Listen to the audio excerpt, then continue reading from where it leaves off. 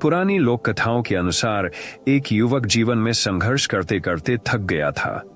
परिवार में आर्थिक तंगी के कारण वह यहाँ वहां काम की तलाश में घूमता फिरता था, लेकिन उसे पैसा कमाने के लिए कोई काम नहीं मिल रहा था।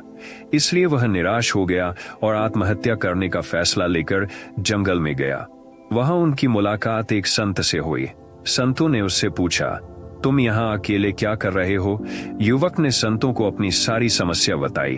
तब संत ने कहा कि आपको कोई काम जरूर मिलेगा, इसलिए निराश ना हो। उस युवक ने कहा कि मैं पूरी तरह थक चुका हूं, अब मुझसे कुछ नहीं होगा।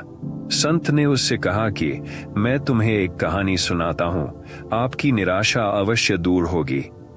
कहानी यह है कि एक छोटा लड़का था जिसने एक दिन बांस और नागफनी कैक्टस लगाया।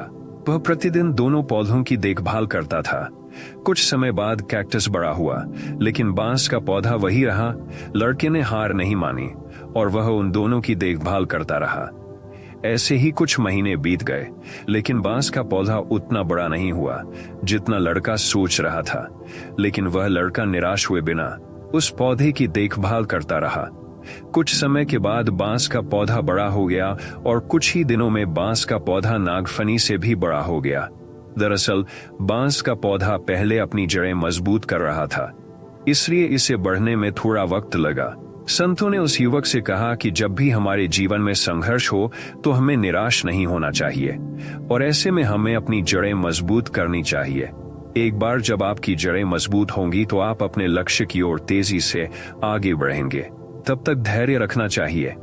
युवक संत की बातों को समझ गया और आत्महत्या करने का विचार छोड़कर घर लौट आया। तो इस प्रेरक कहानी की तरह बुरे वक्त में अपनी नींव को मजबूत करें। अगर हम अपनी नींव मजबूत बना लेते हैं तो कैसा भी संकट क्यों ना हो, कितना भी बुरा वक्त क्यों ना हो, हम उसका सामना जरूर करेंगे और उसमें सफल भी होंगे। यदि आप हर चीज का समाधान ढूंढते हैं तो आप निश्चित रूप से पाएंगे।